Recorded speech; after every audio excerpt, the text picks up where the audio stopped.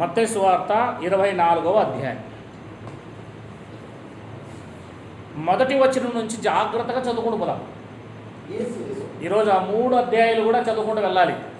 వ్యాఖ్యానం చేయను, పట్టుకోమని చెప్తాను. నేను ఇప్పుడు ఇవన్నీ పెట్టుకొని పట్టుకోమని చెప్తాను జాగ్రత్తగా. యేసు దేవాలయము నుండి బయలుదేరి వెళ్ళుచుండగా ఆయన శిష్యులు ఆ దేవాలయపు కట్టడములు ఆయనకు చూపింపవచ్చిరి. అందుకు ఆయన మీరు ఇవన్నీ చూచుచున్నారు కదా, రాతి మీద రాయి ఒకటైనను ఇక్కడ నిలిచి ఉండకుండా పడద్రోయబడనని మీతో వెరీ గుడ్ నిశ్చయముగా చెబుతున్నానని వారితో అనేను. రైట్, ఓకే, చాలు. మీరు గమనిస్తే 21వ అధ్యాయము, 22వ అధ్యాయము, 23వ అధ్యాయము, 24వ అధ్యాయము, 25వ అధ్యాయం ఇవన్నీ కూడా దేవాలయంలోనికి వెళ్ళే సమయము చూడండి. ఇదంతా కూడా దేవాలయంలో జరిగిన సంఘటనలు. దేవాలయంలోకి వెళ్తున్నాడు, దేవాలయంలో జరిగిన సంఘటన, దేవాలయం బయటకు వచ్చినప్పుడు జరిగిన సంఘటనలు ఇవి. దేవాలయానికి ముందు అంటే వెళ్తూ ఉన్నాడు, ఇది ముందు అన్నాయండి. లో ఇవి బయట. ఇవన్నీ కూడా మనం చదివి ఉండాలి బాగా. ఈ 21వ అధ్యాయం నుంచి 25వ అధ్యాయం వరకు ఇవి మనం చదివి ఉండాలి, ఇవి తెలుసుకొని ఉండాలి బాగా. ఈ 24వ అధ్యాయం మనం అర్థం చేసుకోవాలి అంటే ఉన్న అధ్యాయాన్ని ఇవన్నీ కూడా మనం చాలా జాగ్రత్త చదివి ఉండాలి. ఇక్కడ ఉపమానాలు చెప్పుకుంటూ వచ్చాడు ఆయన, ఇక్కడ వార్నింగ్ ఇచ్చాడు వాళ్ళకి శ్రమ అంటూ. ఆ తర్వాత 24వ అధ్యాయంలో చెప్పాడు, ఆ తర్వాత వాళ్ళకి జరగబోయే తీర్పు అంటే చెప్పాడు. ఇవన్నీ కూడా మీరు మీ మనసులో ఉండాలి ఖచ్చితంగా, మనసులో కాలేదు. రైట్, ఇక దీని గురించి వద్దు మనకి. 24వ అధ్యాయంలో మన మత్తయి సువార్త చూసుకున్నాం కనుక ఒకసారి జాగ్రత్తగా మీకు చూపిస్తాను. రండి, 21వ అధ్యాయము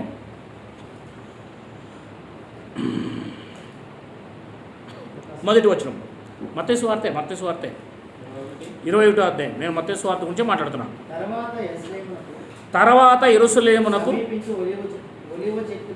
ఒలివ కొండ దగ్గర ఉన్న బెత్ఫగే వచ్చినప్పుడు యేసు తన శిష్యులిద్దరిని చూచి, అంటే ఇప్పుడు యెరూషలేమునకు వచ్చాడు కదా, సమీపించాడు కదా. వెరీ గుడ్, ఇది మీరు గమనించాలి. అంటే 21వ అధ్యాయంలో యేసుక్రీస్తు వారు యెరూషలేమునకు సమీపించి వచ్చాడు అని మీరు గమనించాలి ఇక్కడ. రైట్, ఇక 21వ అధ్యాయంలో ఆయన ఒక గాడిదను తీసుకురమ్మని చెప్పాడు, అవునా లేదా? ఇది జకర్యా గ్రంథం 9వ అధ్యాయం 9వ వచనంలో ఉన్న ప్రవచనం నెరవేర్పు. Very good. ఆ తర్వాత ఆ గాడిదను తీసుకొచ్చారు, దాని మీద ఆయన కూర్చోబెట్టారు, చెప్పుకుంటూ పోతున్నట్టు ఊకిగా. 9వ వచనంలో మీరు చూస్తే దావీదు కుమారునికి జయము, ప్రభు పేరిట వచ్చేవాడికి స్తుతింపుడును గాక, సర్వోన్నత స్థలంలో జయము ఆయనకి కేకలు వేసింది. 118వ కీర్తన 24, 26 వచనాలు నెరవేరు పక్కన. ఆ తర్వాత మనం కిందికి వస్తే 13వ వచనం, నా మందిరము ప్రార్థనా మందిరమనబడును అని వ్రాయబడి ఉన్నది, అయితే మీరు దాన్ని దొంగల గుహగా చేసి ఉన్నారు అని ఆ మాట అంటున్నానంటే ఆయన ఎక్కడికి వెళ్ళాడు ఇప్పుడు? 10వ వచనం చూడండి, అక్కడ 10వ వచనం. ఆయన యెరూషలేములోనికి వచ్చినప్పుడు పట్టణమంతయు ఆయన ఎవరు అని చూసారా. యెరూషలేమునకు రావాలని సమీపించాడు 21వ అధ్యాయం 1వ వచనంలో. 10వ వచనంలో మీరు చూస్తే యెరూషలేం పట్టణంలోకి వచ్చేసాడు, ఎంటర్ అయ్యాడు. జనసమూహము ఈయన గలిలియాలోని నజరేతుకు ప్రవక్త అయిన యేసు అని చెప్పిరి. యేసు దేవాలయంలో, ఇది చాలా ఇంపార్టెంట్, ఇక్కడ ప్రవేశించాడు. చూడండి, ఇక్కడ ప్రవేశించిన వాడు ఎక్కడ బయటకు వచ్చాడు? 24వ అధ్యాయం 1వ వచనం. ఇంత మనకి నాలెడ్జ్ ఉండాలా, ఇంత వెనక ముందు బైబిల్ చదవగలిగి ఉండాలి మనం. అంటే 21వ అధ్యాయం 10వ వచనం నుండి 24వ అధ్యాయం మొదటి వచనం వరకు దేవాలయంలోనే ఉండి మాట్లాడాడు. సరే, అర్థమవుతుందా మీకు? ఈ విషయాలు మనం గమనించాలి. ఇక అక్కడ నుంచి చాలా విషయాలు మాట్లాడుకుంటూ వచ్చాడండి ఆయన. మాట్లాడుకుంటూ వచ్చిన తర్వాత మీరు చూస్తే బయటికి రండి, 22వ అధ్యాయం మొదటి వచనం కూడా చూడండి ఒకసారి. యేసు అంటే యెరూషలేము దేవాలయము లోపలే మాట్లాడుతున్నాడు. ఉత్తరం ఇచ్చుచు తిరిగి ఉపమాన రీతిగా ఇక్కడ ఉపమానం చెప్పడం మొదలుపెట్టాడు. మొత్తము ఎన్ని ఉపమానాలు ఉన్నాయంటే ఇక్కడ 21వ అధ్యాయము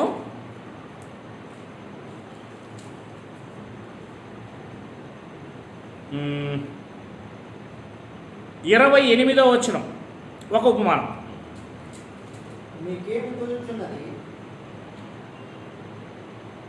ఓకేనా? అది రాసుకోండి అంతే.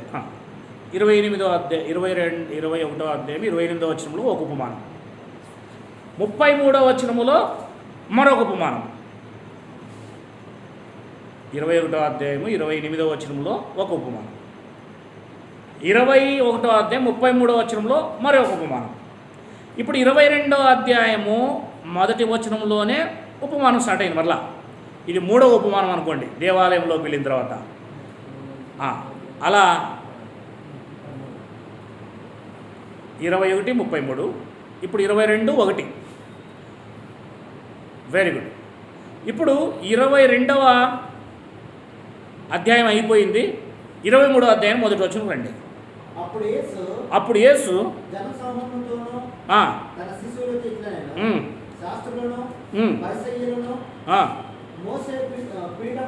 మోషే పీఠమందు కూర్చుండువారు గనుక వారు మీతో చెప్పు వాటన్నిటిని అనుసరించి గైకొనుడు అయినను వారి క్రియలు చొప్పున చేయకుడి వారు చెప్పుదురే కానీ చేయరు. ఇది కూడా దేవాలయంలో చెప్తున్నాడు. ఓకేనా? 13వ వచనం 23, 13. అయ్యో అన్నాడు అక్కడ. ఏమన్నాడు? చాలు. 15వ వచనం అయ్యో వేషధారులైన శాస్త్రులారా పరిసయ్యులారా. ఓకేనా? 16వ వచనం అయ్యో అంధులైన మార్గదర్శకులారా. 23వ వచనం అయ్యో వేషధారులైన శాస్త్రులారా పరిసయ్యులారా.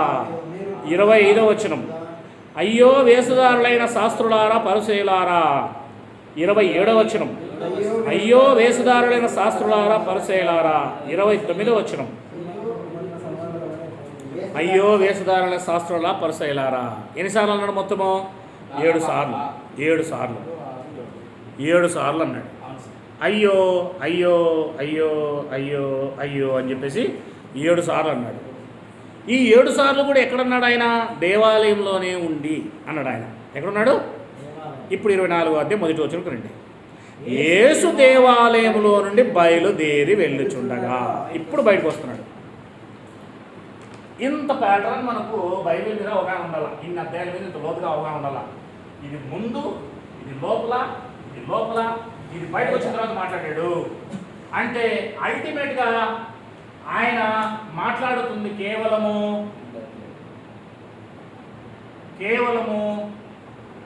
యెరూషలేము కోసం మాత్రమే.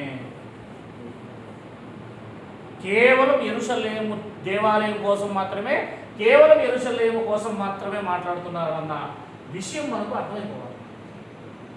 దాని మీద వెళ్తుంది. అంతేనా కదా? అంటే ఇప్పుడు వరకు నేను చెప్పిన ఇవన్నింటినీ మనం మైండ్లో పెట్టుకొని చూస్తే ఎవరు, ఎప్పుడు, ఎక్కడ, ఎలా, ఎందుకు, ఏమిటి, అవునా లేదా? అవన్నీ మనం మైండ్లో పెట్టుకొని చూస్తే ఓహో ఈ అధ్యాయాలన్నీ కూడా యెరూషలేము దేవాలయం కోసము ఇశ్రాయేలీయుల యొక్క శ్రమ, అయ్యో అయ్యో అయ్యో అయ్యో అయ్యో అని వారి కోసమే చెప్తున్నాడు. ఇదంతా కూడా దానికోసమే, ఇశ్రాయేల్ కోసమే అన్న ఒక విషయం మనకు క్లుప్తం అవుతా ఉంది. దాని మీద మన ఫోకస్ వస్తున్నాం. ఇప్పుడు మనం దేని మీద నిలబడాలో 24వ అధ్యాయం మనకు నేర్పిస్తుంది. Very good. యేసు దేవాలయం నుండి బయలుదేరి వెళ్ళుచుండగా ఆయన శిష్యులు ఆ దేవాలయపు కట్టడములు ఆయనకు చూపింపవచ్చిరి. ఏమున్నాయి కదా కట్టడములు, ఎంత పెద్ద రాళ్ళు కదా, ఎవరు కట్టారో ఏం కట్టారో భలే కట్టారు కదా అని యేసుక్రీస్తు వారికి ఆ దేవాలయం కట్టడం చూపిస్తున్నారంట. అందుకు ఆయన మీరు ఇవన్నీ చూచుచున్నారు కదా, రాతి మీద రాయి ఒకటైనను ఇక్కడ నిలిచి ఉండకుండా పడద్రోయబడునని మీతో నిశ్చయంగా చెబుతున్నానని. బా ఏముంది కదా చర్చ్ ఇది, భలే కట్టారు, ఎవరు కట్టారో అని నాతో అంటున్నారు అనుకో మీరు. నేను బయటికి వెళ్ళిపోయిన తర్వాత ఏముంది మొత్తం చర్చ్ అంతా పడిపోతుంది రాయి మీద రాయి లేకోకుండా అని అన్నాను అనుకో. ఎప్పుడు అని అడుగుతారు. ఎప్పుడు పడగొడుతున్నారు? ఏమైనా వేరేది కడుతున్నారా, పెద్దది ఏమైనా కడుతున్నారా అని అడుగుతారు. సేమ్ అదే రకంగా వాళ్ళు అనుకుంటున్నారు, భలే ఉంది కదా ఈ దేవాలయం, భలే ఉంది కదా, ఎవరో భలే కట్టారు కదా మన పితృలు అప్పట్లో 500 years బ్యాక్, సూపర్ కట్టారు. రాయి మీద రాయి లేకోకుండా దేవాలయం మొత్తం పడిపోతుంది. అసలు వాళ్ళ యొక్క దేవాలయం పడిపోతుంది అంటేనే వాళ్ళకి పెద్ద షాక్ అది. ఎందుకంటే దేవుడు ఉండే దేవాలయము, దాన్ని ఎవరు ముట్టరు, దాని దగ్గరికి ఎవరు సామాన్యంగా రారు. ఒక పెద్ద యుద్ధమే జరగాలి దానికోసం. కనుక పెద్ద షాక్ అయిపోయారు. ఎప్పుడు జరుగుతుంది మళ్ళీ అది అని చెప్పేసి అడుగుతున్నారు వాళ్ళు. అంటే ఫోకస్ అంతా దేని మీద ఉంది? దేవాలయం మీదే ఉందని మీరు అర్థం చేసుకోవాలి. ఇప్పుడు 3వ వచనం చదవండి. ఆయన ఒలివల కొండ మీద కూర్చొని ఉన్నప్పుడు శిష్యులు ఆయన యొద్దకు ఏకాంతముగా వచ్చి ఇవి ఎప్పుడు జరుగును అది అంతే. మనం జాగ్రత్తగా ఆలోచించాలి. ఆయన చెప్పింది దేనికోసము? అంతే చెప్తున్నాడు. ఇది దేవాలయం ఇలా ఉంటుంది. పెద్ద దేవాలయం అంటే బోర్డు సరిపోదు, మీరు చేస్తుంది ఎరుసలేం దేవాలయం. దీన్ని కనీసం అంటే సంవత్సరాలు పడి కట్టారు. దీన్ని 7 సంవత్సరాలు సొలొమోను కాలంలో 7 సంవత్సరాలు కట్టారు. అంత పెద్దది. 2 లక్షల మంది రోజు పనివారు ఎంతమంది? 2 లక్షల మంది అండి. రోజుకు పనివారు 2 లక్షల మంది. తాజ్మహల్ని కట్టింది రోజుకి 18,000 20,000 మంది అంటండి. 20 ఏళ్ళు కట్టారు. 20 ఏళ్ళు రోజుకి 20,000 మంది కట్టారు. కానీ దీన్ని 2 లక్షల మంది కట్టారు. 7 ఏళ్ళు పట్టింది. అలాంటి ఇంత గొప్ప మందిరము పడిపోబోతుంది అంటే ఎవరికైనా ఆశ్చర్యం కదా. కనుక ఈ మందిరం కోసమే ఫోకస్ మొత్తం. టోటల్ 70 మంది. ఈ 70 ఏం చేస్తున్నాయి? లోపలికి వెళ్ళడం, మందిరంలో లోపలికి వెళ్ళాడు, లోపలే చెప్పాడు. మందిరంలో బయటకు వచ్చిన తర్వాత మాట్లాడుతుంది కూడా మందిరం కోసమే. దీని మీద ఉంది ఫోకస్ అంతా. ఇప్పుడు ఒలివల కొండ మీద కూర్చొని, అంటే దీనికి ఎదురుగా కొండ ఉంటుంది అన్నమాట, పెద్దది. దీనికి ఎదురుగా కొండ ఉంటుంది, ఒలివల కొండ అంటారు దాన్ని. ఈ కొండ మీద యేసుక్రీస్తు వారు ఆయన 12 మంది శిష్యులు కూర్చొని దీనికల్లే చూపిస్తూ ఇవి ఎప్పుడు జరుగును, ఇవి ఎప్పుడు జరుగును. తను చదవండి. నీ రాకడ ఈ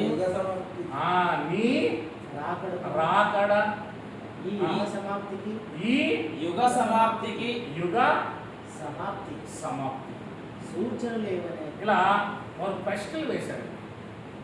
ఇవి ఎప్పుడు జరుగును అంటే ఏది ఎప్పుడు జరుగును? 3వ వచనంలో అడుగుతున్నప్పుడు దేవాలయం రాయి మీద రాయి లేకోకుండా ఎప్పుడు పడిపోతుంది? ఎప్పుడు పడిపోతుంది? ఈ రాతి మీద రాయి లేకోకుండా ఎప్పుడు పడిపోతుంది అని అడుగుతున్నాడు. రాతి మీద రాయి లేకోకుండా ఈ దేవాలయం పూర్తిగా ఎప్పుడు పడిపోతుంది? ఇవి ఎప్పుడు జరుగును? దేవాలయము రాతి మీద రాయి లేకుండా ఎప్పుడు పడిపోతుంది అంటూ నీ యొక్క 2వ రాకడ ఎప్పుడు, అలాగే ఈ యుగ సమాప్తి ఎప్పుడు అని అడిగాడు. ఈ 3 ప్రశ్నలకు సమాధానం ఖచ్చితంగా 24వ అధ్యాయంలోనే ఉంటాయి. ఇప్పుడు చెప్పాలి కదా, ఖచ్చితంగా ఆయన అడిగితే చెప్తాడండి. గురువు శిష్యులకు తప్పనిసరిగా చెప్పాలి, అవునా కదా.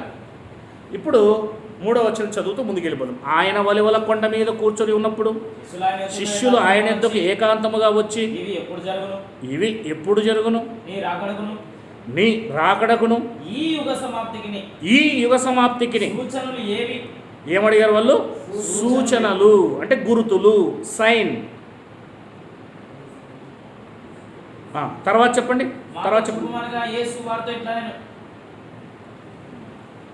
మళ్ళా చదవాలన్నమాట. ఇవి ఎప్పుడు జరుగును? నీ రాకడకును ఈ యుగ సమాప్తికి సూచనలు ఏవి? మాతో చెప్పుము అనగా. ఇప్పుడు జాగ్రత్త గమనించారు అక్కడ ఏమన్నా ఒకటి? ఏం గమనించారు మీరు? అది యేసుక్రీస్తుని అడుగుతున్నది ఈ 3 సంగతులు ఎప్పుడవుతాయో ఎవరితో చెప్పమంటున్నారు? మాతో. మాతో చెప్పు అని క్రీస్తుని అనుకున్నాడు. మాతో చెప్పు. క్రీస్తు వారు ప్రశ్నించింది శిష్యులు. ఇప్పుడు క్రీస్తు వారు చెప్పాల్సింది ఎవరికి? వాళ్ళకి. దీనికోసం, రాకడ కోసము, దేవాలయం పడిపోవడం కోసము, యువ సమాప్తి కోసం శిష్యులకే చెప్పాలి. నంబర్ 1 అక్కడ మాతో అన్న దగ్గర 1 అని మీరు రాసుకోండి, కావాలంటే రౌండప్ చేసుకొని, లేదా గుర్తుపెట్టుకొని ఉన్నాడు. చాలా ఇంపార్టెంట్ ఆ రెఫరెన్స్. ఆ తర్వాత 5వ వచనం చదువుదాం, 4వ వచనం చదువుదాం.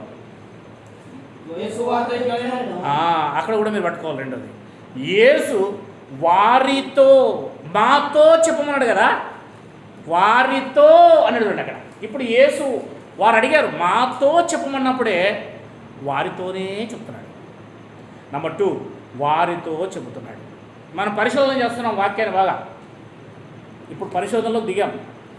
యేసు మాతో చెప్పు అన్నారు, యేసు వారితోనే ఇట్లా నేను. నంబర్ 2 అది మిమ్మును. ఇప్పుడు ఎవడు మిమ్మును, మిమ్మును. నంబర్ 3 మిమ్మును అన్న దగ్గర మీరు అంటే వాళ్ళతోనే చెప్తున్నాడు, వాళ్ళతోనే, ఇంకెవరికి సంబంధించింది కాదు అది. మిమ్మును అన్నాడు కూడా ఇక్కడ. మోసపరచకుండా అంటే చూసుకోండి. ఎవరిని మోసపరుస్తారు? ఈ శిష్యుల్ని మోసపరుస్తారు. యేసుక్రీస్తుని నమ్ముకున్న మొదటి శతాబ్దంలో ఉన్న అపోస్తుల్ని, శిష్యుల్ని మోసం చేస్తారు. వారితో చెప్తున్నాడు అది. మిమ్మల్ని మోసం చేస్తారు, మనల్ని కాదు. లెటర్ నవీన్కి వచ్చింది, నారాజు నేను నాదని చెప్పేసి మురిసిపోకూడదు. లెటరు నాగరాజుకి వచ్చింది, ఇప్పుడు నవీన్ మూసిపోకూడదు, అనలేదా? బ్యాంక్ అకౌంట్లో 10,000 డబ్బులు నాగరాజుకి పడ్డాయి, నవీన్ మురిసిపోకూడదు. ఎవరితో ఏంటి, అందుకే మనం అప్లై చేయమంటాం. ఎవరు, ఎప్పుడు, ఎక్కడ, ఎందుకు, ఏమిటి, ఎలా అనే దాన్ని మనం అప్లై చేస్తున్నాం. ఇక్కడ మాతో చెప్పుము, వారితోనే చెబుతున్నాడు. మీరు జాగ్రత్త అంటున్నాడు. మరలా 3వదిగా మీరు జాగ్రత్త. మిమ్మును మోసపరచకుండా చూచుకొనుడి. నంబర్ 3 అయిపోయింది. అనేకులు నా పేరుట వచ్చి నేనే క్రీస్తునని చెప్పి పలువురిని మోసపరచెదరు, మరియు మీరు అన్నాడు. మరలా అక్కడ వారితోనే చెప్తున్నాడు, మీరు. ఇప్పుడు యుద్ధాలు ఎవరు వినాలా? వాళ్ళు వినాలా? ఈరోజు మనల్లో లిటర్ బాల్ యుద్ధాలు వస్తాయంటున్నాడు. ఏం చేద్దామండి? యుద్ధము అదే సరిగ్గా అప్లై చేయకపోతే ఇట్లా ఉంటుంది. యుద్ధాల కోసం ఈయన చూస్తున్నాడు. అంటే రష్యా ఉక్రెయిన్ యుద్ధం వచ్చినప్పుడు ఉలికిపడిటాడు ఈయన.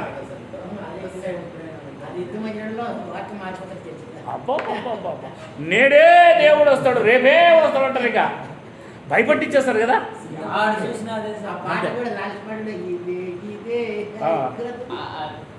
ఈయన ఎవరు పాడొద్దని చెప్తే గారు ఎట్లుంది పరిస్థితి చూడండి, ఆలోచన చేయండి.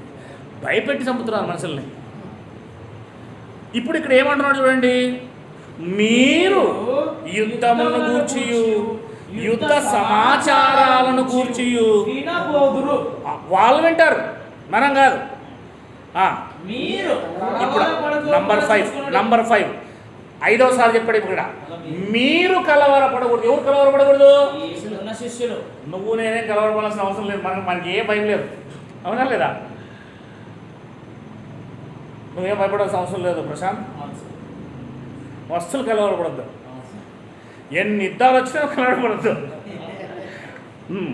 మీరు కలవరపడకుండా, మీరు పర్టికులర్గా ఇవి జరగవలసి ఉన్నవి కానీ. అంతము అనే మాట ఇక్కడ యుగ సమాప్తి అనే దానికి లింక్ పెడుతున్నాడు. అంటే యుగ సమాప్తి కాదు అని అర్థం. జనము మీదికి జనమును, రాజ్యము మీదికి రాజ్యము లేచును, అక్కడక్కడ కరువులు, భూకంపాలు కలుగును. ఇవన్నీ వేదనలకు ప్రారంభము. అప్పుడు జనులు మిమ్మును, అది మళ్ళా 6th అనేది 6వది. భూకంపాలు వచ్చినప్పుడు, కరువులు వచ్చినప్పుడు, కరోనా వచ్చినప్పుడు మీరు భయపడాలని వాళ్ళు చెప్తున్నాడు, మనం కాదు. భూకంపాలు రాజ్యాల మీదకి రాజ్యాలు వేసేటప్పుడు, కరువులు వచ్చినప్పుడు, వేదనలు కలిగినప్పుడు, అప్పుడు జనులు అంటే ఇశ్రాయేలీలు, దేవుని నమ్మని ఇశ్రాయేలీలు, దేవుని నమ్మిన ఇశ్రాయేలీలోని క్రైస్తవుల్ని హింసిస్తారు. అది వారికి సంబంధించిన విషయం. ఇది మిమ్మును అన్నాడు అక్కడ. మాతో చెప్పమంటే వార్తనగా చెప్పాల్సిండేది. అందరిని అనలేదు అక్కడ. పురోగంలో ఉన్న వారిని అసలు అనలేదు అక్కడ. అది కనీస జ్ఞానం అంటాడు దీన్ని. చదవాల్సిన విషయం కదా. బైబిల్ కరెక్ట్గా అక్షరము బైబిల్ని కూడా సరిగ్గా చదవడానికి రాని మూర్ఖ స్థితిలో ఉన్నాం మనం. నంబర్ 5 అది. అప్పుడు జనులు నంబర్ 6 అయింది కదా. అప్పుడు జనులు మిమ్మును అన్న దగ్గర 6వది అది. శ్రమల శ్రమల పాలు చేసి చంపెదరు. వాళ్ళని చంపారు నిజంగా. మనల్ని చంపుతారు. యేసుక్రీస్తు ప్రకటించినందుకు వాళ్ళని సిలువేశారు, చంపేశారు, రంపాలతో కోశారు వాళ్ళని. మీరు నా నామము నిమిత్తము సకల అదిగో, జనముల నంబర్ చేత 7. ద్వేషించబడుదురు. మీరు నా నామము నిమిత్తము సకల జనుల చేత. ద్వేషించబడుదురు. అది మీరు సకల జనులు అంటే 12 గోత్రాల వారు అని అర్థం చేసుకోవాలి మనం ఇక్కడ. సకల జనులు అంటే అది మీనింగ్ అక్కడ. సకల జనుల చేత అంటే మీరు నా నామము నిమిత్తం సకల జనుల చేత ద్వేషం. మీరు అన్నాడు అక్కడ 10వ వచనం. అనేకులు అభ్యంతరపడి ఒకరినొకడు అప్పగించి ఒకడిని ఒకడు అప్పగించి ఒకరినొకడు ద్వేషింతురు. ఒకడిని ఒకడు ద్వేషింతురు. అనేకులైన అబద్ధ ప్రవక్తలు వచ్చి పలువురిని మోసపరచెదరు. అక్రమం విస్తరించుట చేత అనేకుల ప్రేమ చల్లారును. అంతం వరకు అంటే ఈ యుగ సమాప్తి వరకు, ధర్మశాస్త్ర అంతం వరకు సహించువాడెవడో. ఎందుకంటే కొత్త నిబంధన అప్పుడే కదా వచ్చేది, అప్పుడే రక్షించబడతాడు. ఈ మధ్యకాలంలో యేసుప్రభువుని వదిలేసాడు అనుకో అంతే. అది మ్యాటర్ అక్కడ. మరియు ఈ రాజ్య సువార్త సకల జనులు అనేపాటి నేను చెప్పిన అక్కడ. అది సాక్షార్థమై లోకమంతటా ప్రకటింపబడును. అటు తర్వాత దేవాలయానికి అంతం వస్తుంది, యుగానికి అంతం వస్తుంది, నా రాకడ కూడా జరుగుతుందని అర్థం. అది మ్యాటర్ అది. తర్వాత కిందికి వచ్చేద్దాం. కాబట్టి ప్రవక్త అయిన దానియేలు ద్వారా చెప్పబడిన నాశనకరమైన ఏ వస్తువు పరిశుద్ధ స్థలమందు నిలుచుట మీరు చూడగానే. నంబర్ 8 ఎవరు చూస్తారంటే దానియేలు గ్రంథములో చెప్పబడిన నాశనకరమైన ఏ వస్తువు చూసేది ఎవరు? శిష్యులు. అక్కడున్న వాళ్ళు మీరు అంటున్నాడు. వాళ్ళు చెప్తున్నాడు. వారు దానియేలు గ్రంథములో చెప్పబడిన నాశనకరమైన ఏ వస్తువు నిలుచుట వారు చూస్తారు. మనంగా చూసేది మీరు చూచినప్పుడు అని రాబడింది అక్కడ. మీరు చూడగానే ధర్మశాస్త్రాన్ని చదువువాడు గ్రహించునుగాక. అదిగో ఎక్కడున్నవాడు? యూదియా అన్నాడు అక్కడ. యూదయ అంటే చెప్పాను కదా నేను టోటల్గా ఇది ఇశ్రాయేలుకి ఇచ్చిన 12 గోత్రాలకు ఇచ్చిన దేశం ఇదంతా మొత్తం. దీంట్లో యెరూషలేము అనేది ఒక చిన్నదండి. ఇట్లా చిన్నది. యెరూషలేము పట్టణం అనేది చాలా ఒక చిన్న పట్టణం అండి అంతే. ఇది యూదయ కింద ఉంటుందండి. యూదయ ఇదొక రాష్ట్రం. ఇక్కడ నుంచి ఇక్కడ ఒకటి. నెక్స్ట్ ఏంటి? సమరయ ఇదొక రాష్ట్రం. ఇక్కడ తర్వాత గలీలయ ఇదొక రాష్ట్రం. ఇలా 3 కలిపితే ఈ 3 దాంట్లోన 12 గోత్రాల వారు ఉంటారు. 4 గోత్రాలు ఇక్కడ, 4 గోత్రాలు ఇక్కడ, 4 గోత్రాలు ఇక్కడ, మొత్తం టోటల్ 12 గోత్రాల వారు ఈ దేశం అంతట్లో నివసిస్తూ ఉంటారు. అది అందులో యూదయాలోనే ఏముంది? దేవాలయం ఉంది కదా. యూదయా కిందే వస్తుంది. ఇప్పుడు పెన్నోబులం ఏ జిల్లా కిందకి వస్తుంది? అనంతపురంకి వస్తుంది. కనుక యూదయా అన్నాడు అక్కడ. యూదయాలో దేవాలయం ఉంది కనుక దేవాలయం మీద యెరూషలేము మీదకే కదా వచ్చేది వాళ్ళు ఎత్తుకుపోవడానికి, యుద్ధానికి. వేరే వాళ్ళు రోమా సామ్రాజ్యం అటాక్ చేసేది. అందుకే యూదయా అన్నాడు అక్కడ. యూదయాలో ఉండి వారు చదవాలి. కొండలకు పారిపోవలెను.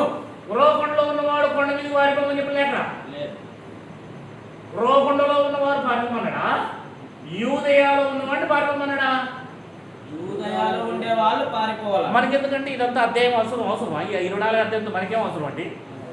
జాగ్రత్తగా ఆలోచించండి. ఈ 24 అధ్యాయంలో నక్షత్రాలు పడిపోతాయి, చంద్రుడు రాలిపోతే నీకేం అవసరం అసలు? ఎవడు చెప్పాడు నీకు అసలు? దాంతో నీకేం మన అసలు? అది యూదయాలు అని చెప్తా అంటే అర్థం కావట్లేదా? అంతే కదా, తిక్కకిన పట్టింది ఏమన్నా కలిపి చేరిపోయేకి, అంతే కదా. ఎంత అమాయకత్వం కదా ఇది. అదే యూదయ అంటున్నాడు, నీకు రాలేదే కరోనా. ఎవరు ఫోన్ వచ్చింది, అమ్మా నీకు కరోనా వచ్చిందంటే ఏంది అది మీరు చూసారా? ఉంటుంది ఇప్పుడు కరోనా సమయంలో ఒక జోక్, ఎంఆర్ఓ ఆఫీస్ నుంచి ఫోన్ చేశాడంట, అమ్మా నీకు కరోనా ఓకే అయిందంటే ఏంది కరోనా అయింది అంటున్నాను. భలే ఉన్నది, విన్నా మనం కామెడీ. అట్లుంది పరిస్థితి ఇప్పుడు మంది. అది చెప్తుంది 24వ అధ్యాయంలో ఎవరితో? తన శిష్యులతో మాట్లాడుతున్నాడు. అది కూడా ఇశ్రాయేలు దేశములో 3 భాగాలుగా ఉంటే అది యూదియా దేశం అనే ఈ రాష్ట్రం, ఇది ఒక రాష్ట్రం.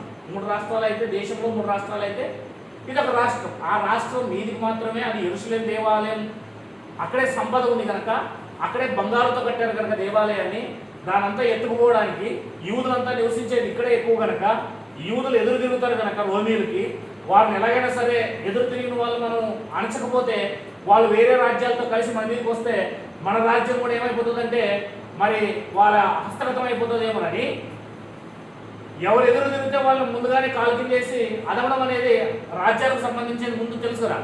కనుక దీని మీదే వస్తారు వాళ్ళు. ఇదంతా కూడా బలహీనంగా ఉంటుంది, ఇదే బలంగా ఉంటుంది. యూదులు ఇక్కడే జీవించారు, యేసు ఇక్కడే ఉండేది, ఇక్కడే పుట్టాడు యేసుక్రీస్తు వారు. కనుక దీని గురించి మాట్లాడుతున్నాడు అక్కడ. యేసు భవిష్యత్తు తెలుసు కనుక AD 70లో ఏం జరగబోతుందో.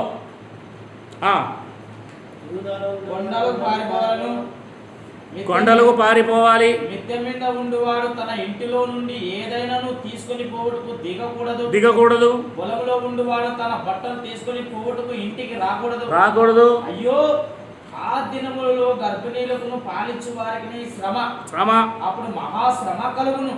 కనుక మీరు పారిపోవుట చలికాలమందైనను విశ్రాంతి. అప్పుడు మహాశ్రమ కలుగును గనుక మీరు అన్నాడు మళ్ళీ అక్కడ. మీరు అది వాళ్ళతో చెప్తున్నాడు. మీరు అంటే వాళ్ళ కాలంలోనే జరుగుతుంది, అది వారు ఉన్నప్పుడే జరుగుతుంది. అది ఎప్పుడో జరిగేదంటే వాళ్ళతో ఎందుకు చెప్తాడు? మీరు పారిపోవాలంటే వాళ్ళతో చెప్తాడు, అంతే కదా. అప్పుడు మహాశ్రమ కలుగును గనుక మీరు అన్నాడు అక్కడ. ఎప్పుడో 2000 సంవత్సరాలు జరిగితే అప్పుడున్నవారు అనేవాడు, లేదా ఆ కాలంలో ఉండేవారు అనేవాడు, జరగబోయేది అనేవాడు.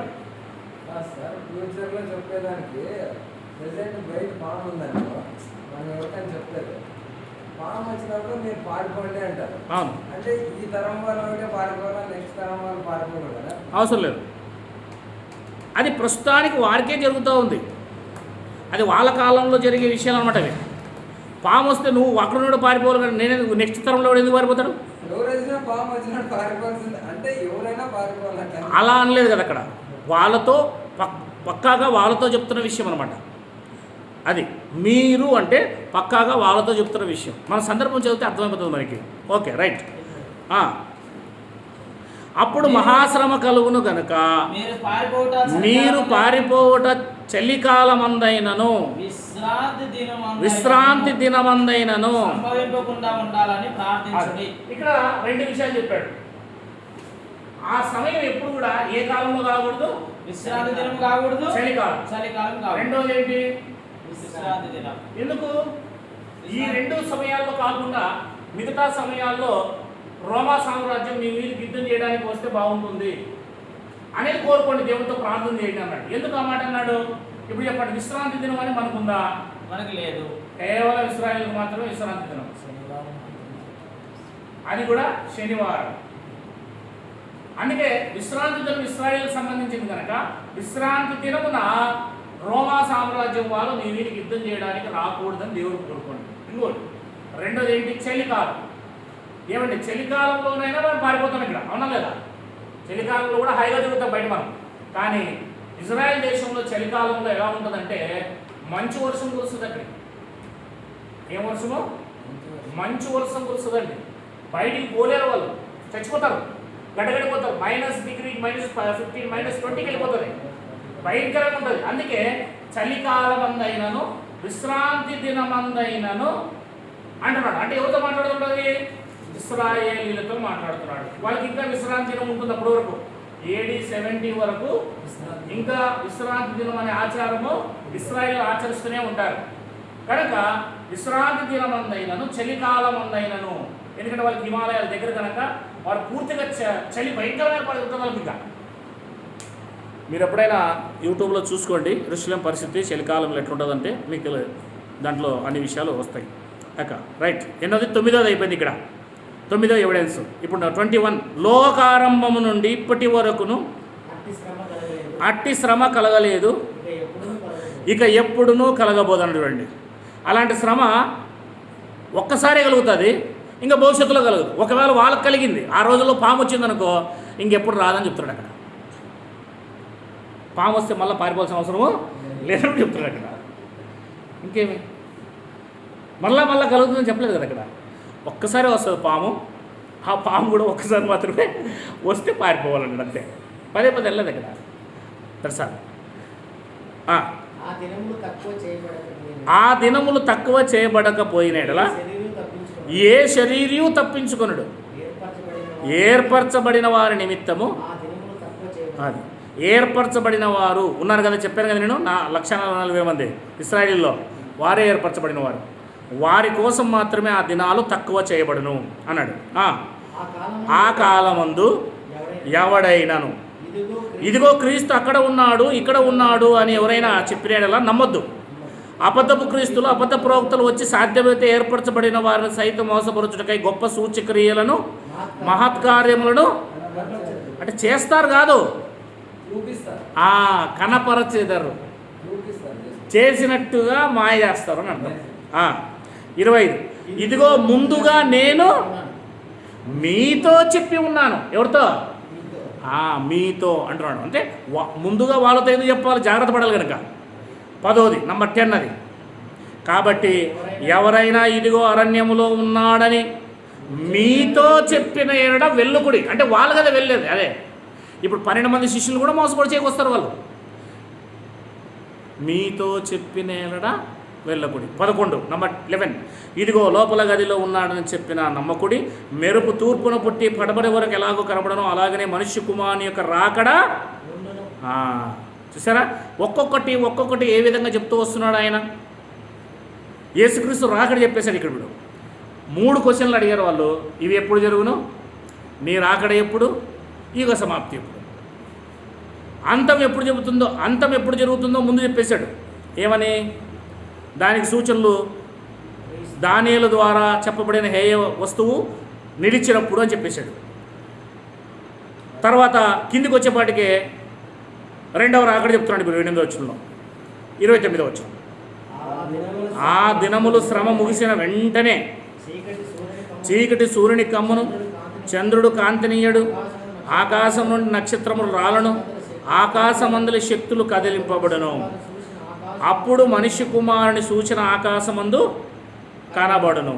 అప్పుడు మనిషి కుమారుడు ప్రభావముతోనూ మహామహిమతోనూ ఆకాశ మేఘారుడై వచ్చుట చూచి భూమి మీద ఉన్న 12 గోత్రాల వారు రొమ్ము కొట్టుకుందురు. మరియు ఆయన గొప్ప బూరతో, అంటే 7వ బూర, చివరి బూరతో తన దూతలను పంపును. వారు ఆకాశం యొక్క ఈ చివరి నుండి ఆ చివరి వరకు నలుదిక్కుల నుండి ఆయన ఏర్పరచుకున్న వారిని పోగు చేస్తురు. అంటే 1,44,000 మంది రెడీ చేసేస్తారు వాళ్ళందరినీ. అంటే ఒకవైపున పోగు చేస్తున్నట్టు అర్థం ఏంటి? గోధుమలన్నింటినీ కూడా ఒకవైపు తీసుకొస్తారు అని అర్థం. అది గోధుమలు తన యొక్క కళ్ళములో గోధుమలు ఒకవైపు చేసి పొట్టంతా ఒకవైపు చేస్తారు. పొట్టంతా కూడా యెరూషలేములో ఉండిపోతుంది, గోధుమలు దాంట్లోంచి బయటకు వచ్చేస్తారు. వీళ్ళు రక్షించబడతారు, వాళ్ళు ఒక్కసారిగా తెచ్చుకుంటారు. 32 అంజూరపు చెట్టును చూచి ఒక ఉపమానం నేర్చుకునడి. అంజూరపు కొమ్మ లేతదై చిగురించినప్పుడు వసంతకాలం ఇంకా సమీపంగా ఉందని మీకు తెలియను అన్నాడు అక్కడ. అంటే మీరు తెలుసుకోవాలి, మీరే ఆ సూచన గమనించాలి అన్నమాట అక్కడ వాడడం జరిగింది. ఇక ఆ ప్రకారమే మీరు ఈ సంగతులు అన్నట్టు, మీరు ఈ సంగతులు జరుగుట చూచున్నప్పుడు, అంటే వాళ్ళే చూస్తారన్నమాట. అది కల్లారా చూచినప్పుడు అన్నాడు కదా అక్కడ, అవును సార్. ఆయన సమీపమునే ద్వారము దగ్గరే ఉన్నాడని తెలుసుకోండి. అంటే యేసుక్రీస్తు యొక్క రాకడ ఆ సంగతులన్నీ జరుగుతున్నప్పుడు ఆయన వస్తున్నాడు అని సూచనలు మీకు అర్థమైపోతాయి. ఇవన్నీ జరగే వరకు ఇప్పుడు చెప్పండి, ఈ తరము గతించదని నిశ్చయంగా మీతో చెబుతున్నాను అంటే ఆ తరములోనే వారితోనే చెప్పాడు, వారి కాలంలోనే జరుగుతుంది. ఏ తరము? ఈ తరము. ఇప్పుడు యేసుక్రీస్తు వారు ఉన్న తరము, యేసుక్రీస్తుతో పాటు ఎవరున్నారు? శిష్యులు, అపోస్తులు ఉన్నారు. ఈ అపోస్తులు ఏ తరము? అంతా ఒకటే తరమే కదా. అందుకే ఇక్కడ నిలిచి ఉన్నవారు మరణము రుచి చూడరు అన్నాడు ఆయన చెడు. నేను వచ్చే వరకు యోహాను బ్రతికుంటే నీకేమన్నాడు. ఇవన్నీ కలుపుకొని మీరు చూస్తే ఆ తరంలోనే, అంటే ఈ తరం అన్నమాట, వాళ్ళ తరంలోనే ఆయన రాకడ జరుగుతుంది, దేవాలయం పడిపోతుంది, యుగ సమాప్తి కూడా జరుగుతుందని స్పష్టంగా మనకు మీరు చూస్తారు.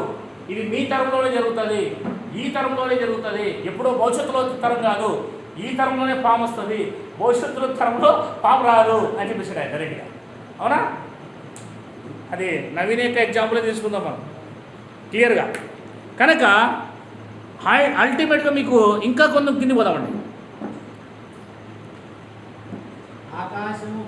ఆకాశము భూమియు గతించిన నా మాటలు అంటే అంత గ్యారెంటీ. అయితే తండ్రి మాత్రమే ఎరగదు కానీ ఏ మనిషినైనను పరలోకమందు దూతలైనను కుమారుడైనను ఎరగదు. నోవహు దినములో ఎలా ఉండునో మనిషి కుమారుడు రాకడును అలాగే ఉండును. జలప్రయాణము మొదటి దినముల్లో నోవహు ఓడలో వెళ్ళిన దినం వరకు వారు తినుచు త్రాగుచు పెళ్లి చేసుకొనుచు పెళ్లికిచ్చుచూ నుండిరి. జలప్రళయం వచ్చి అందరినీ కొట్టుకొని పోవు వరకు ఎరగకపోయేవి. అలాగుననే మనిషి కుమారుడు రాకడ ఉండును. ఆ కాలమున ఇద్దరు పొలములో ఉందురు, ఒకడు తీసుకొని పోబడను, ఒకడు విడిచిపెట్టబడను. ఇద్దరు స్త్రీలు తిరిగి విసర్చుందురు, ఒకటి తీసుకొని పోబడను, ఒకటి విడిచిపెట్టబడను.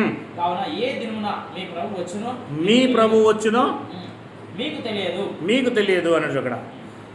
కనుక మెలకుగా ఉండుడి. ఏ జామున దొంగ వచ్చునో ఇంటి యజమానునికి తెలిసి ఉండిన ఎడల అతడు మెలకుగా ఉండి తన ఇంటికి కన్నం వేయనీయడని మీరు ఎరుగుదురు. మీరు అనుకుని గడియలో మనిషి కుమారుడు వచ్చును కనుకనే మీరు అనుకుని గడియలో. ఇలా దరిదాపులుగా 19 సార్లు మీరు అనే మాట వాళ్ళతోనే చెప్పినట్లుగా 24 అధ్యాయం అంతా చూశారు. మీరు వాళ్ళతోనే పర్టికులర్గా చూసినట్లుగా మీరు ఇంతవరకు విన్నారు. ఓకేనా? మీరు మీరు మీరు అని అది వాళ్ళతోనే చెప్పాడు. రైట్. ఇక మత్తయి మార్క్స్ వార్తకి వెళ్ళిపోదాం. 13వ అధ్యాయం మనం పరిశోధన చేస్తున్నాం అన్నమాట. చదివే విధానం, కామన్ సెన్స్. 13వ అధ్యాయం మొదటి వచనం. ఆయన దేవాలయంలో నుండి వెళ్ళుచుండగా ఆయన శిష్యుల్లో ఒకడు బోధకుడా, ఈ రాళ్ళెట్టివో, ఈ కట్టడములు ఎట్టివో చూడమని ఆయనతో నేను. అందుకు యేసు, ఈ గొప్ప కట్టడములు చూస్తున్నావే, రాతి మీద రాయి ఒకటైనా ఇక్కడ నిలిచి ఉండకుండా పడద్రోయబడునని. అది ఇది మార్కు గారు రాసిన స్టైల్, మార్కు గారు రాసిన విధానం, ఆయనను ప్రేరేపించిన దేవుని ఆత్మ. ఇప్పుడు 3వ వచనం. ఆయన దేవాలయం ఎదుట ఒలివల కొండ మీద కూర్చొని ఉండగా పేతురు, యాకోబు, యోహాను అనువారు చూసారా, ఇవి ఎప్పుడు జరుగును, ఇవన్నీ నెరవేరు బోవు కాలమునకు.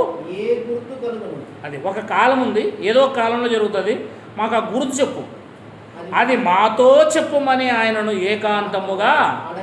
ఒకటి నంబర్ 1 మాతో చెప్పుమని. 5వ వచనం. యేసు వారితో నంబర్ 2 ఇట్లని చెప్పసాగాను, ఎవడు మిమ్మును మోసపరచకుండా చూచుకున్నాడు. ఇది 3వది. మిమ్మును అనేకులు నా పేరిట వచ్చి నేనే ఆయనని చెప్పి అనేకులు మోసపరచెదరు. మీరు నంబర్ 4 యుద్ధముల గురించి, యుద్ధ సమాచారాల గురించి వినకుండా అప్పుడు కలవరపడకండి. ఇవి జరగవలసి ఉన్నవి, కానీ అంతం వెంటనే జనముల మీదకి జనము, రాజ్యముల మీదకి రాజ్యం లేచును, అక్కడక్కడ భూకంపాలు, కరువులు కలుగును. ఇవి వేదనలకు ఆరంభం. 9 మిమ్మును గూర్చి మీరే జాగ్రత్త పడుడి. నంబర్ 5, వారు మిమ్మును అంటే ఇశ్రాయేలీలు అని అర్థం అక్కడ. వారు అంటే మిమ్మును అంటే శిష్యుల్ని సభలకు అప్పగించెదరు. ఎవరు అప్పగించారు యేసుప్రభు సభల్ని? ఈరోజు మనల్ని ఎవరైనా అప్పగిస్తున్నారా సభలకి? మాకు లేదు. అది ఆ రోజు సంబంధించింది. ఆ రోజు రాజరికం కనుక ఇశ్రాయేలీలు పౌలు ఏ రకంగా చంపుకుంటూ పోతున్నాడు, స్టెఫెన్ రాళ్ళతో కూడా ఏ రకంగా చంపారు, యేసుక్రీస్తుని ఏ రకంగా సిలువేశారు. మొదటి శతాబ్దంలోనే వేలాది లక్షలాది మందిని చంపేశారు.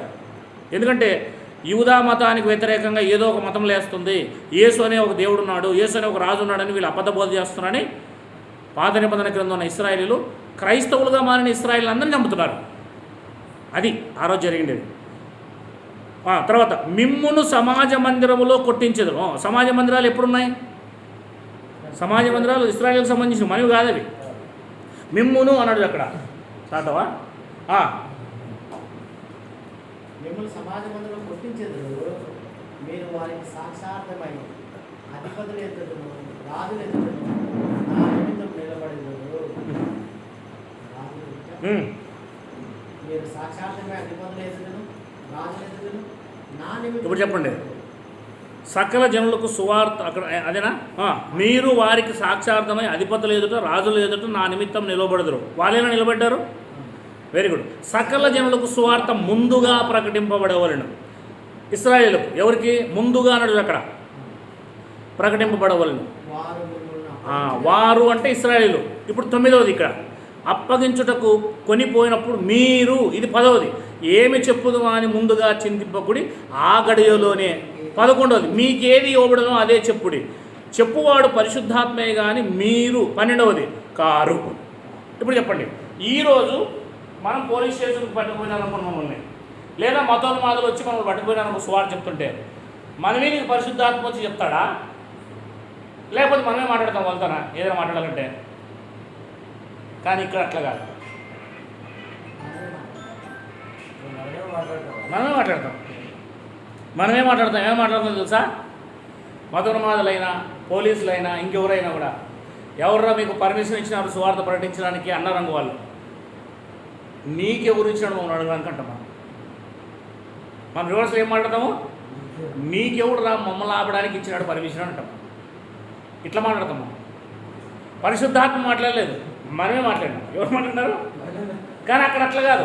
ఆ రోజు ఇంకా గ్రంథం అనేది ఫిల్ కాలేదు. ఏం కాలేదు? బైబిల్ అనేది పూర్తిగా వాక్యము రాయబడలేదు కనుక పరిశుద్ధాత్మ దేవుడు ఆ 12 మంది అపోస్తల మీదకి వచ్చి వారు పరిశుద్ధాత్మతో నిండుకొని ఉన్నప్పుడు పరిశుద్ధాత్మయే మాట్లాడేవాడు, వాళ్ళు కాదు మాట్లాడేది. అందుకే వాళ్ళు మాట్లాడినప్పుడు వాళ్ళని ఎదిరించలేకపోయారు. ఈరోజు మనం మాట్లాడితే మమ్మల్ని ఎవరైనా ఎదిరిస్తారు, చిన్న పిల్లలు కూడా ఎదిరిస్తారు. వారు మాట్లాడినప్పుడు ఏం చేశారు? స్టెఫెన్ ఎదిరించారా?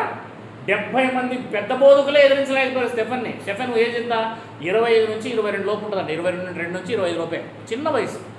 స్టెఫెన్ మాట్లాడుతూ ఉంటే అతన్ని ఎదిరించలేకపోయారు. ఎందుకు? పరిశుద్ధాత్మ. పౌలు గారిని పేతుర్ని జైల్లో వేస్తే దేవుని యొక్క దూత వచ్చి జైల్లో నుంచి సంఖ్యలు విడిపించి జైలు ద్వారాలు కూడా ఓపెన్ చేసి ఎవరికి తెలియకుండా 3 ద్వారాలు దాటి బయట దాటించేదాకా ఆ రోజు దేవుని యొక్క ఆత్మ వారితో ఉంది. ఈరోజు నీకు సంఖ్యలు ఇస్తే లోపల ఉంటావు, బయటికి రావు, వస్తావేంటి? రావాల్సిందే. ఆ రోజు కార్యాలు జరిగిన, ఇప్పుడు చాలామంది ఏమనుకుంటారంటే ఈరోజు కూడా అద్భుతాలు చేస్తాం, ఈరోజు కూడా మహత్కార్యాలు చేస్తామంటే ఈరోజు కూడా సంఖ్యలు ఇస్తే లోపల నుంచి బయటికి రావాలి. మరి అంతే కదా? అంతేరా? నేను జైల్లో వేస్తాము, రాపో, బయటికి రాపో, ప్రార్థన చెయ్యి. ఎన్ని రోజులు చెప్తావు? ఉపవాస ప్రార్థన చచ్చిపోతా లోపలే 50 రోజులు చేస్తే. అంటే వాళ్ళకి కావాల్సినవి తీసుకుంటారు, అవసరం లేని పక్కన పెట్టేస్తారు.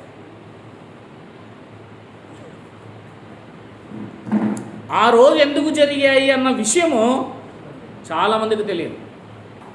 తెలియకపోవడమే వక్ర బోధ, దొంగ బోధ పుట్టుకొచ్చింది. 30వ వచనం, ఇవన్నీ జరుగు వరకు ఎక్కడున్నాం? కరెక్టేనా?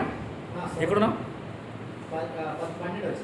13వ అధ్యాయం 12వ వచనం, సహోదరుడు సహోదరుని, తండ్రి కుమారుణ్ణి మరణమునకు అప్పగింతురు. అంటే ఇశ్రాయేలీలోనే కుమారులు తండ్రుల మీద లేచి వారిని చంపుదురు. ఎందుకంటే తండ్రులు దేవుని నమ్ముకుంటారు యేసుక్రీస్తుని, కుమారులు దేవుని నమ్ముకొని ఉండరు. అట్లా అని మాట్లాడతాం.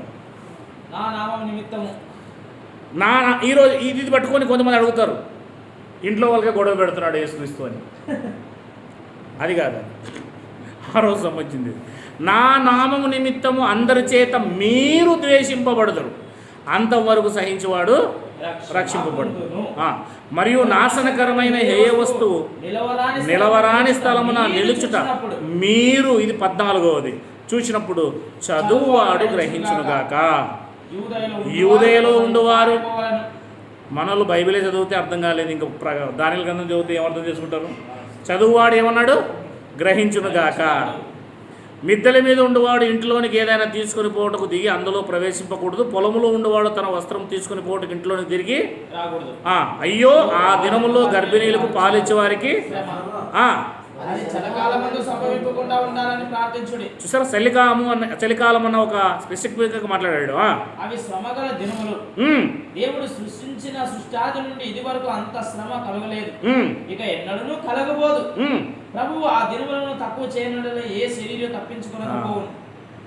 దేవుడు సృజించిన సృష్టి ఆది నుండి ఇది వరకు అంత శ్రమ కలగలేదు, ఇక ఎన్నడను కలగబోదు. ప్రభు ఆ దినములను తక్కువ చేయని ఎడల ఏ శరీరం తప్పించుకునకపోవును. ఏర్పరచబడిన వారి నిమిత్తం, అనగా తాను ఏర్పరచుకున్న వారి నిమిత్తం ఆ దినములను తక్కువ చేసెను. కాగా ఇదిగో క్రీస్తు ఇక్కడ ఉన్నాడు, అక్కడ ఉన్నాడని మీతో 15 నంబర్ 15 ఆ కాలమందు అబద్ధ ప్రవక్తులు అబద్ధ క్రీస్తులు ప్రవక్తలు వచ్చి సాధ్యమైతే ఏర్పరచబడిన వారిని మోసపరచుడికై సూచక్రియలు మహత్కార్యములు అగుపరచెదరు. మీరు 16 జాగ్రత్తగా ఉండు, ఇదిగో సమస్తం మీతో ముందుగా చెప్పాను. మీరు జాగ్రత్తగా ఉండాలి కాబట్టి, జాగ్రత్త అని ఎవరు చెప్తాం? వాళ్ళ కాలంలో జరుగుతుంది కాబట్టి. ఇన్ని ఆధారాలు మనకు కనబడుతుంది. నంబర్ 17 ఇది. ఇంకా ముందుకు పోయినట్లయితే మనము కిందికి వద్దాం. ఆ దినంలో శ్రమ దినం తర్వాత చీకటి సూర్యుని కమ్ముడు చంద్రుడికి తన కాంతిని కూడా ఆకాశం నక్షత్రం రాలను ఆకాశం మన శక్తులు కదిలింపడం. అప్పుడు మనిషి కుమారుడు మహాప్రభావంతో మహిమతో మేఘాలుడై వచ్చి చూచారు. అప్పుడు తన దూతలు పంపి భూమి వంతరం నుండి ఇది ఆకాశంతం వరకు నలుదిక్కుల నుండి తాను ఏర్పరచుకున్న వారిని పోగు ఆంజూరపు చెట్టును చూసి ఒక ఉపమానం నేర్చుకుని దాని కొమ్ము ఇంకా లేదై చిగురించినప్పుడు వసంతకాలం సమీపంగా ఉందని మీకు తెలియను. 18వది. ఆ ప్రకారమే మీరు ఈ సంగతులు జరుగుట చూచినప్పుడు, అంటే ఈ సంగతులన్నీ జరిగేది మీరు చూస్తారు, ఆయన సమీపమనే ద్వారం దగ్గరే ఉన్నాడని, అంటే యేసుక్రీస్తు 2వ రాకడ. ఇవన్నీ జరుగు వరకు ఈ తరము గతింపదని నిశ్చయంగా మీతో చెప్పుచున్నాను. ఏమైనా మార్గాలు ఏమైనా స్పెషల్గా చెప్తాడు అనుకుంటే ఈయన స్పెషల్గా చెప్పలే, ఈయన కూడా అన్నాడు. ఏమన్నాడు? ఈ తరం గతించు అని చెప్పేసాడు. సేమ్ అంతే. పరిశుద్ధాత్మ ఎవరితో మాట్లాడినా ఒక రంగా మాట్లాడుతుంది. ఈ రోజున్న 95% బోధకులతో మాట్లాడతలేదు. అది 100%. దేవుని యొక్క ఆత్మ 100% సత్యమే నేర్పించాలి, కానీ అబద్ధమే నేర్పిస్తుంది. రైట్. ఇంకా కిందికి వస్తే మీరు చూడండి 32 నుంచి చదువు. తండ్రి తప్ప ఏ మనుషుడైన పరలోకమందున దూతలైన కుమారుడైన ఎరుగరు. జాగ్రత్త పడుడి, మెలకుగా ఉండి ప్రార్థన చేయండి. ఆ కాలం ఎప్పుడు వచ్చినో మీకు తెలియదు, మీకు కూడా తెలియదు. ఒక మనుషుడు తన దాసులకు అధికారం ఇచ్చి ప్రతివానికి వాని పని నియమించి మెలకుగా ఉండమని ద్వార పాలకుని ఆజ్ఞాపించి ఇల్లు విడిచి దేశాతను పోయినట్టే ఆ కాలము ఉండను. ఇంటి యజమానుడు పొద్దుకు వచ్చును, అర్ధరాత్రి వచ్చును, కోడి పోయినప్పుడు వచ్చును, తెల్లవారినప్పుడు వచ్చును, ఎప్పుడు వచ్చును మీకు తెలియదు. యేసుక్రీస్తు 2వ రాకడ. ఆయన అకస్మాత్తుగా వచ్చి మీరు నిద్రపోచున్నట్టు చూచునేమో కనుక మీరు మెలకుగా ఉండు. నేను మీతో చెప్పుచున్నా, అందరితో చెప్పుచున్నా, మెలకుగా ఉండు నేను. ఇకపోతే 21వ అధ్యాయం.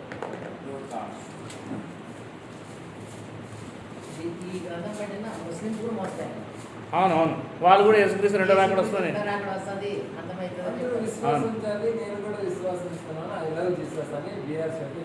అవును, నువ్వు కూడా అమాయకుడే అని చెప్పేసి నువ్వు వాడాలా అంతే. మోసపోయారు. ఏమంటారు తెలుసా?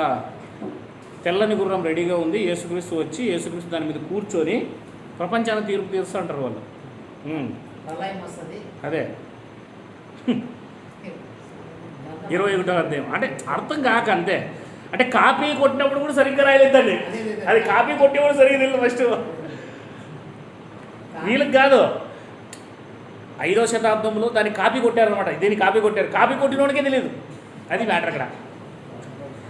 5 నుంచి సార్ 5వ శతాబ్దంలో సార్ 5 నుంచి సార్. మొదటి వచనం నుంచి చదువుదాం. కానుక 5వ వచనం నుంచి కొందరు 21 లూకా 5.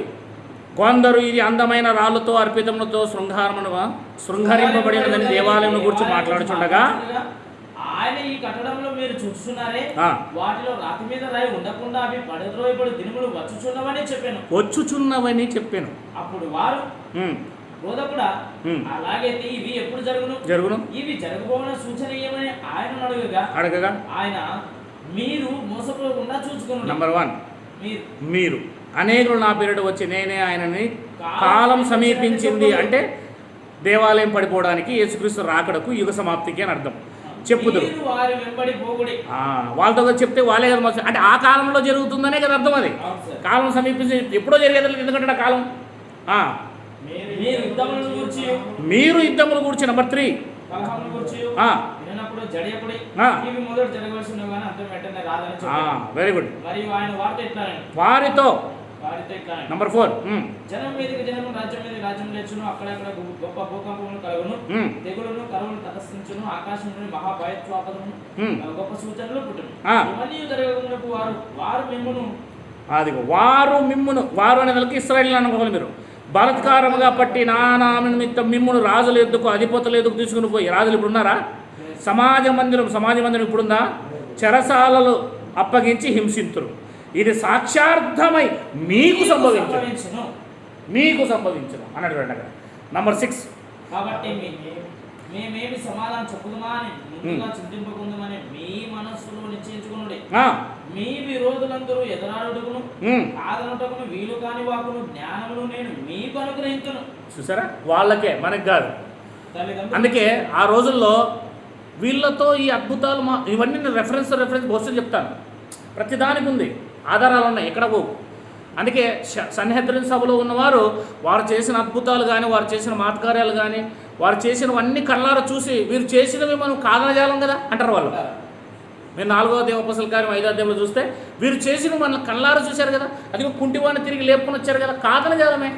అయినను వీరిని బెదరగొట్టేదాము, ఈ నామ నిమిత్తము బోధ చేయవద్దని చెప్పేసి వీళ్ళని బెదరగొట్టి పంపించడం అంటారు. అంటే కాదనజాలని ఆత్మను వాళ్ళకి ఇచ్చాడు. ఈరోజు డూప్లికేట్ వాళ్ళు తీసుకొచ్చుకొని పెట్టుకొని వాళ్ళకి అంతో ఇంత డబ్బులు ఇచ్చి, అంతేనా? డూప్లికేట్ వాళ్ళండి. మీలాగా ఒక 10 మందిని మాట్లాడుకుంటారు, నీకు 1 లక్ష ఇస్తానంటే అయిపోయి యాక్టింగ్ చేస్తావు నువ్వు. వాళ్ళకి ఎంత వస్తుంది? కోట్లు వస్తాయి. ఒక 50,000 మంది వచ్చినారంటే కోట్లు వస్తుంది. దాన్ని కానికేస్తారు కదా. 100 రూపాయలు వేస్తే 50,000 మంది ఎంతైతే చూడండి. నీకెంత 1 లక్ష రూపాయలు వేసినా ఉంటాయి, అందులో 1% కూడా రాదు నీకు. అట్లా యాక్టింగ్ చేయడానికి వాళ్ళు చేసే యాక్టింగ్లన్నీ మీరు గమనించండి. బాగా జాగ్రత్త చూస్తే యాక్టింగ్లు అవన్నీ తెలిసేటట్లే చేస్తారు వాళ్ళు. ఎందుకంటే నిజస్వరూపం బయటపడిపోతుంది కదండి ఏదైనా కూడా. కనుక ఇది మీరు గమనించాలి, మనం అర్థం చేసుకోవాలి. ఇంకా ముందుకు పోదాం. ఎక్కడున్నాం మనము? మీరు అప్పగింపబడదురు, ఇశ్రాయేలీయులు మీలో కొందరిని చంపుదురు,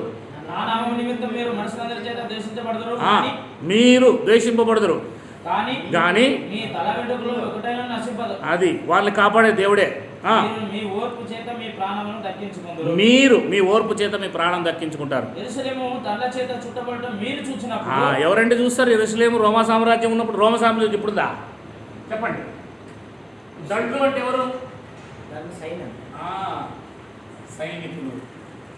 సైనికులంతా కూడా యెరూషలేం చుట్టూ, యెరూషలేం దేవాలయం అంటే యెరూషలేం చుట్టూ, అంటే దీనికి ఇంకా పెద్దగా ఉంటుంది. అది యెరూషలేం చుట్టూ సైనికులు ఏం చేస్తారంట?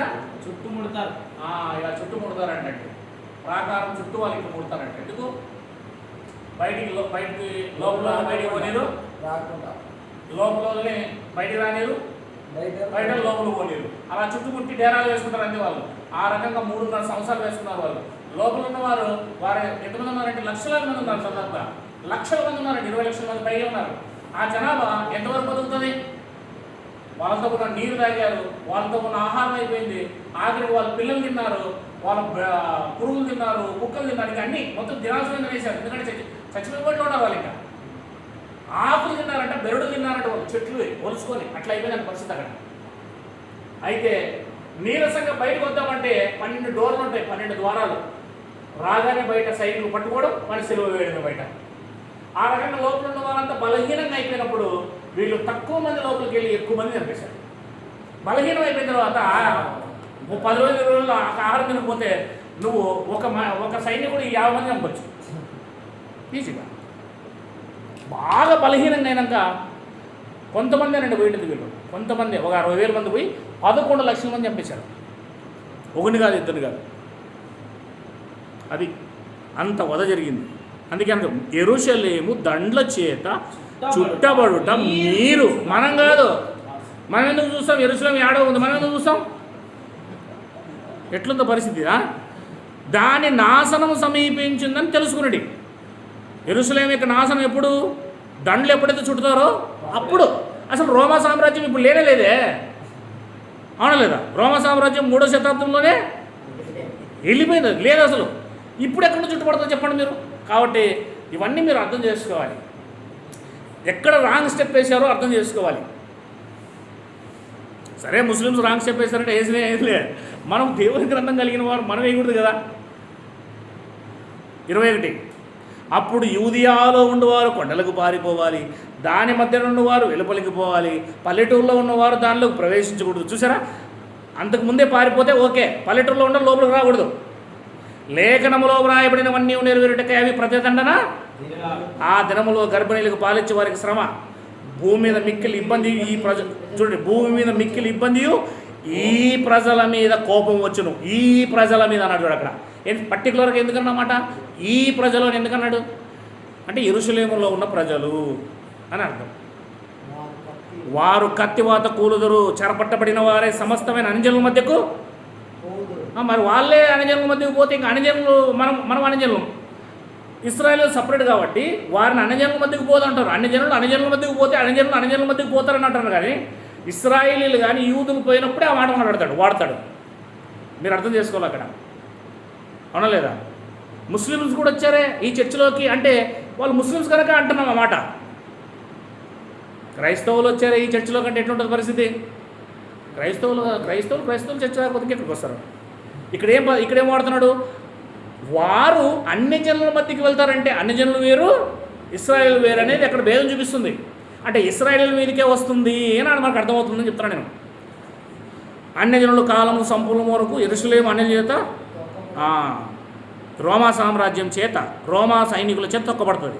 మరియు సూర్య చంద్ర నక్షత్రము సూచనలు భూమి మీద సముద్ర తరంగముల ఘోష వలన కలగబడిన జనమును శ్రమయు, కలవరపడిన జనమునకు శ్రమ కలుగుతుందంట.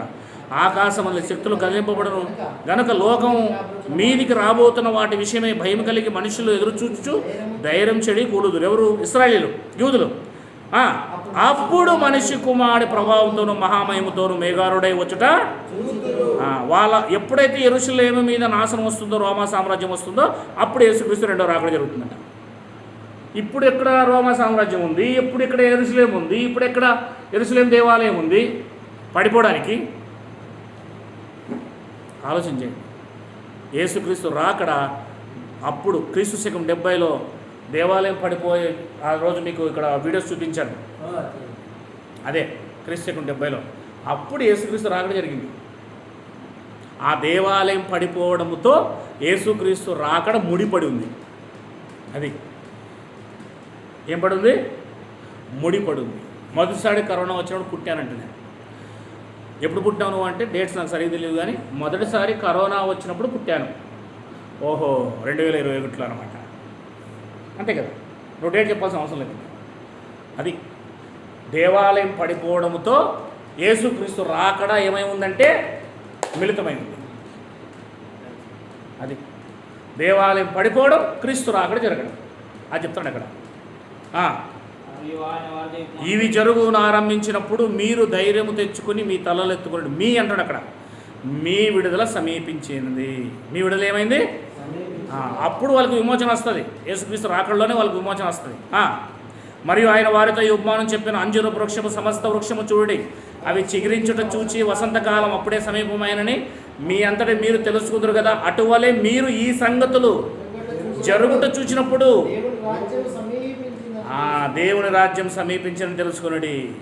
అవన్నీ జరుగు వరకు ఈ తరం గతింపని నిశ్చయంగా మీతో, అవన్నీ జరుగు వరకు ఈ తరం గతింపదని మీతో ఈయన కూడా ఇలాగే మాట్లాడేశాడు. ఎక్కడ కూడా ఈ ముగ్గురు ఈ తరం గతింపదనే మాటని ఎక్కడ వక్రీకరించలేదు, వేరే అర్థాన్ని చెప్పలేదు. అది కేవలం ఇశ్రాయేలులకు సంబంధించిందని ఇట్టే ఒక 6వ క్లాస్ పిల్లలకి ఇచ్చినా కూడా బైబిల్ చెప్పగలడు. ఈ 3 అధ్యాయాలు 24, 24వ అధ్యాయం, 21వ అధ్యాయం లూకా సువార్త, 13వ అధ్యాయం మార్కు సువార్తని ఒక 6వ తరగతి పిల్లోనికి, ఇంకా బైబిలే పరిచయం లేని పిల్లోనికి ఇచ్చి ఇది చదివి చెప్పరా అంటే ఇది వాళ్ళ మధ్య జరుగుతున్నట్టు కనబడుతుంది కదా సార్ అంటాడు. అంతే, అవునా లేదా? యేసుక్రీస్తు రాకడ అప్పుడే జరుగుతున్నట్టు కనబడుతుంది, ఇక్కడ దేవాలయం పడిపోయేది అప్పుడే కనబడుతుంది. అదే కదా సార్ వాళ్ళతో చెప్తారు కదా సార్, మనతో చెప్తున్నారు సార్ అంటాడు పిల్లడు మూతి మీద ఇట్లా ఎంగిలి కూర్చున్నాడు. దేవాలయం అంటే ఇప్పుడు మనం కట్టుకునే చర్చిలు పడిపోతాయి అనే టైప్లో ఉన్నారు. వీళ్ళు భలే కట్టారు కదా చర్చిలు, దీన్ని దేవాలయం అన్నారు కదా, అదే వచ్చి మిగిలట. ఇది దేవాలయం కాదు కదా అసలు. దీంట్లో దేవుడు ఎక్కడ ఉంటాడు? దేవుడు ఉంటే మనం లోపల రాగలం ఏంటి? రాగలమా? ఆ రోజు దేవాలయంలోనికి అన్ని ఆజ్ఞని తీసుకుపోతూ ఉంటే బయట ఏం చేసేసాడు దేవుడు? అక్కడ మొదటి ప్రప్రథమమైన ప్రధాన యాజకుని కుమారులు వాళ్ళు, మరలా అహరోను యొక్క మోషే అన్నగారి కుమారులు. మోషే ముఖం చూడలేదు, అన్న ముఖం చూడలేదు ఆయన దేవుడు. ఎవరిని చూడు, రికమెండేషన్ ఉండదు ఆయన దగ్గర, వేసేయడమే అది. కనుక ఇప్పుడు ఇవన్నీ మనం గమనిస్తే ఏమని కనబడుతుంది ఇక్కడ చెప్పండి?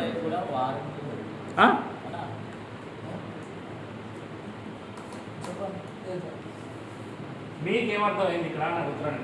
ఈ 3 అధ్యాయాలు ఇప్పుడు ఏమర్థమైంది? నా టైం అయిపోయింది, నా సబ్జెక్ట్ కూడా అయిపోయింది. 24వ అధ్యాయం, 13వ అధ్యాయము, 21వ అధ్యాయం లూకా సువార్తలో ఉన్న ఈ 3 సంఘటనలు మనం గమనించినప్పుడు ఇవే సంఘటనలు మీరు ఎక్కడైనా వినండి, ఎవరు చెప్పిందనే వినండి, వేరుగా చెప్తారు.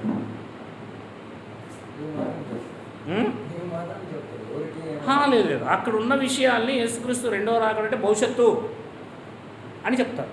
ఎలా చెబుతారు, ఎందుకు చెప్తారు, ఎలా వక్రీకరిస్తారో మీరు దాన్ని గమనించాలి. అక్కడ ఏమాత్రం వక్రీకరించడానికి ఏమాత్రం కూడా ప్లేసే లేదు, స్థలమే లేదు, కానీ వక్రీకరిస్తారు. కానీ బైబిల్ ఏం చెప్తుంది? అది ఆ తరములోనే ఇశ్రాయేలులకు సంబంధించింది అని మనం క్లియర్గా తెలియజేస్తుంది. ఇది బైబిల్ ఉద్దేశం. బైబిల్ యొక్క ఉద్దేశం ఏంటంటే, బైబిల్ ఎక్కడ ఆగిపోతుందంటే, నేను మరలా చెప్తున్నాను, యేసుక్రీస్తు యొక్క 2వ రాకడ AD 70తో బైబిల్ అనేది పూర్తిగా ఆగిపోతుంది. అక్కడ ఆగుతుంది అసలు. కానీ మన వాళ్ళు సాగిపోతున్నారు, సాగిపోతూనే ఉన్నారు, సాగుతూనే ఉంది, బొబ్బులు కమ్మి సాగుతున్నారు. దాన్ని ఇంకా అంతం కాలేదు, యేసు రాకడ రాలేదు అని సిద్ధపడండి. భూకంపం వచ్చింది, కరోనా వచ్చింది, సునామీ వచ్చింది, తుఫాన్ వచ్చింది, ఏదో వస్తే వీళ్ళు కథలు, వీళ్ళు ప్రసంగాలు మారిపోతాయి, అవును కదా? కనుక బైబిల్ అనేది ఎక్కడ ఆగిపోతుందంటే, అక్కడ మీకు 21వ అధ్యాయము 22వ వచనం, 24వ వచనం చూడండి. 22వ వచనం లూకా సువార్త 21వ అధ్యాయం, చాలా ఇంపార్టెంట్. లేఖనములలో వ్రాయబడినవి అన్నీ అది అన్నీ అన్నాడు అక్కడ. లేఖనములు అన్నీ ఎక్కడ నెరవేరుతాయంటే AD 70లో దేవాలయం పడిపోవడంతో పాత నిబంధన, లేఖనములు అంటే అర్థం ఏం తెలుసా? పాత నిబంధనలో ఉన్న ప్రవచనాలు, ప్రతి ప్రవచనము నెరవేరేది దేవాలయం పడిపోవడంతోనే. లేఖనములు అన్నీ అన్నాడు, అన్నీ, ఆల్, ఇంగ్లీష్లో all prophecy fulfilled, all prophecy, all scripture prophecy fulfilled. లేఖనములు అన్నీ 7 70లో నిలబడిపోయి బంద్ అయిపోతాయి. ఇది ఎప్పుడైతే లేఖనాలు అన్నీ నెరవేరుతాయో అప్పుడు దాన్ని మనం పాత నిబంధన అని అంటాం. అంతవరకు పాత నిబంధన కొనసాగుతూనే ఉంటుంది. క్రీస్తు శకం 70 వరకు ఏం కొనసాగుతుంది? పాత నిబంధన కొనసాగుతూనే ఉంటుంది. చాలామంది ఏమనుకుంటారంటే యేసుక్రీస్తు శిలువ వేయబడడంతోనే పాత నిబంధన కొట్టివేయబడింది అనుకుంటారు. ఏమంటారు? మీరు ఎవరైనా ఉంటే పాత నిబంధన యేసుక్రీస్తు శిలువ వేయబడుతుంది అయిపోయిందంటారు. అది తప్పు.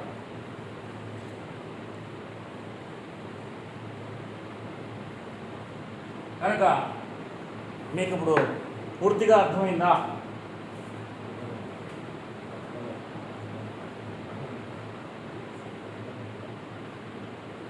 ముగించేస్తాను 5 నిమిషాలు అంతే.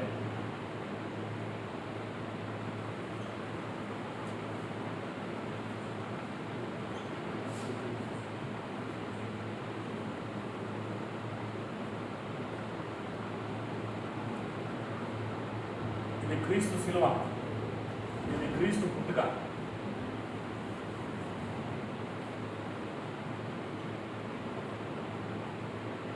ఆయన బోధ ఆరంభం, ఇది క్రీస్తు శిలువ. ఇక్కడ 39 పుస్తకాలు.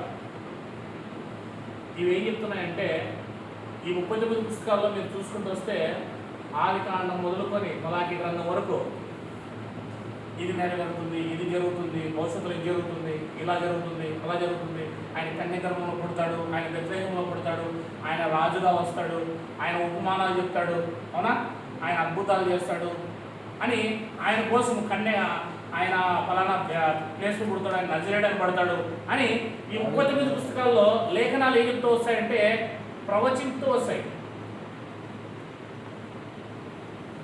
లేదా ప్రవచనాలు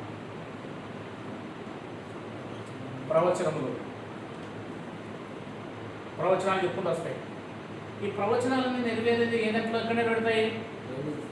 ఇక్కడ నెరవేరుతాయి యేసుక్రీస్తు దాంట్లో. మీకు ఇవన్నీ యేసుక్రీస్తు సిలువ వేయడంతో స్టార్ట్ అయ్యి మత్తయి సువార్త, మార్కు సువార్త, యోహాను సువార్త, లూకా సువార్త ఉన్నాయి కదా, అపోస్తలుల కార్యం, రోమపత్రిక అంటే ఇలా ప్రకటన గ్రంథం వరకు టోటల్గా అది నెరవేరడం, ఇది నెరవేరడం, ఇది చెప్పిన ఏషియా గ్రంథం నెరవేరడం, ఓషియా గ్రంథం దానియేలు చెప్పింది నెరవేరడం. చూసారు కదా, దానియేలు గ్రంథం అందు రాయబడినది నెరవేరడం మీరు చూస్తారు అన్నాడు అక్కడ మత్తయి సువార్త 24వ అధ్యాయంలో కానీ 13లో కానీ 21లో కానీ లూకా సువార్తలో. అంటే నెరవేరుతున్న కాలం ఇది. ఇదేంటిది?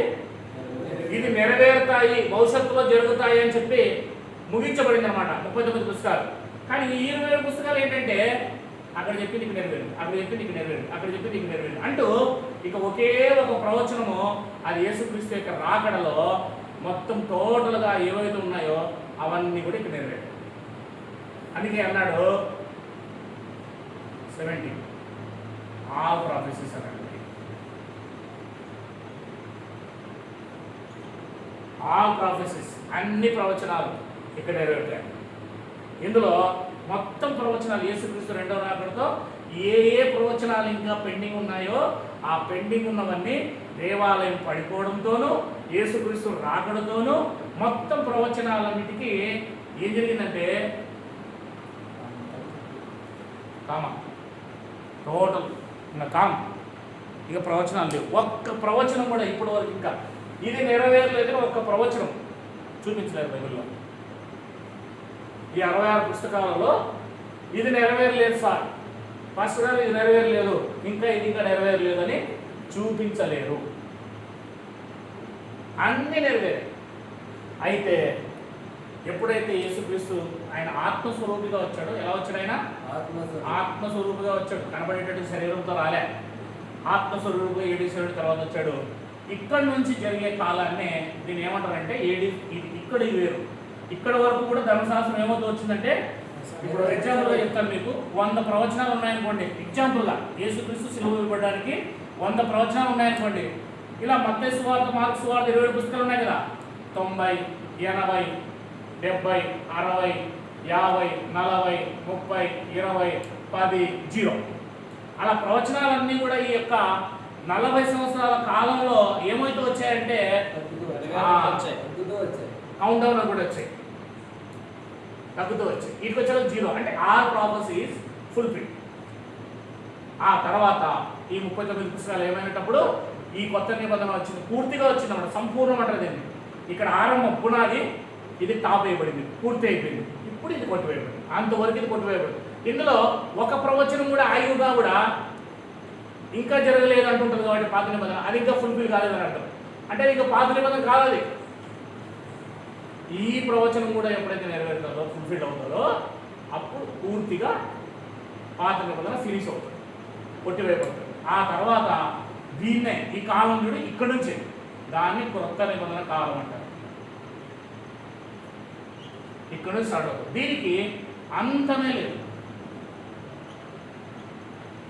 కానీ పాత నిబంధనకు అంతం ఉంది. ఇక్కడ 70 దగ్గర అంతం, అందుకే అంతం అన్నాడు. యుగాంతం, యుగ సమాప్తి అన్నాడంటే ఇక్కడ నుంచి ఈ పాత నిబంధనకు అంతం. యుగ సమాప్తి అంటే ధర్మశాస్త్రం యొక్క అంతం అన్నాడు. ఇక్కడ అయితే అంతం, దీనికి అంతం ఉంది కానీ దీనికి అంతం లేదు. ఎందుకంటే ఇది దేవుడిచ్చిన చట్టము, ఇది దేవుడే, దేవుడికి ఎప్పుడు అంతం లేదు కనుక దీనికి అంతం ఉంది. దేవుడిచ్చిన చట్టానికి అంతం ఉంది కానీ దేవుడికి అంతం లేదు. అందుకే దేవుడు దిగొచ్చి భూమి మీద ఇప్పుడు ఆయన దేవాలయం కట్టుకొని ఆ దేవాలయంలో మనం ఆరాధన చేస్తున్నాం. ఆ దేవాలయంలో ఉన్నాం. మనం ఆత్మీయంగా, మన శరీరం కాదు, మన ఆత్మ అందులో ఉంది. మనం ఇప్పుడు ఆత్మ సంబంధమైన మనుషులం, అది అర్థం చేసుకోవాలి. అంత ఎక్స్పీరియన్స్లోకి, అంత అనుభవంలోకి రావాలి. కనుక ఇక్కడ నుంచి కొనసాగుతున్న ఇవి శాశ్వత యుగం అంటారు. ఇది యుగం, నిత్య యుగం, నిత్య యుగం. అందుకే బైబిల్లో ఎబ్రీ పత్రికలో నిన్న, నేడు, నిరంతరం అనే పదం వాడతాడు. నిన్న ధర్మశాస్త్ర కాలం, నేడు యేసుక్రీస్తు వారు ఇక్కడ వరకు ఉన్న కాలం, నిరంతరం అది కొత్త నిబంధన కాలం. నేడు 4000 సంవత్సరాలు, ఇక్కడ 4000, ఇది 40 సంవత్సరాలే. ఇది ఇది వేరు, మన వరకు ఇప్పుడు 2000 సంవత్సరాలు, మొత్తం 6000 సంవత్సరాలు అయింది, ఆరంభమైంది. ఇంకా ఇలా కోట్ల సంవత్సరాలు వెళ్తూనే ఉంటుంది. ఇంకా అంటే ఒక రకంగా చెప్పాలంటే మనం యేసుక్రీస్తు వారికి చాలా దగ్గరలో వచ్చాం. ఒక 100 కోట్ల సంవత్సరాల తర్వాత పుట్టబోయే వాళ్ళకి మనం 2000 సంవత్సరాల క్రితం చాలా తొందరగా దేవుడు మనల్ని భూమిని పంపించి తొందరగా పరలోకాన్ని తీసుకోవడానికి చూస్తున్నాడు. నిజంగా మనం చాలా తొందరగా వచ్చేసాం. ఎప్పుడో 100 కోట్ల సంవత్సరాల తర్వాత పుట్టింటే ఇది ఉండేది కాదు, కానీ మనం ముందే పుట్టాం. 2000 అంటే చాలా ఇది. కానీ ఈ ప్రపంచంలో ఉన్న వాళ్ళకి, నాశనం అయ్యే వాళ్ళకి ఇది చాలా దూరంగా పుట్టామని అనిపిస్తుంది వాళ్ళకి. కనుక ఇది అల్టిమేట్గా మనకు ఈ 3వ అధ్యాయం చెప్తున్న విషయం. ఈ యుగం నేను తర్వాత ఇవన్నీ మీకు యుగాలంటే ఏంటివి, ఎలా వస్తాయి అనేవి మీకు వివరంగా ఇస్తాను. ఓకే, ఇందులో మీకు ఏదైనా అర్థం కాకపోతే వచ్చేవారు, ఇప్పుడు వద్దు మళ్ళీ ప్రశ్నకు సమాధానాలు వచ్చేవారు మీరు వాటిని రాసుకొని రండి. వచ్చేవారు మీకు క్లియర్గా నేను సమాధానం చెప్పడానికి ప్రయత్నం చేస్తాను.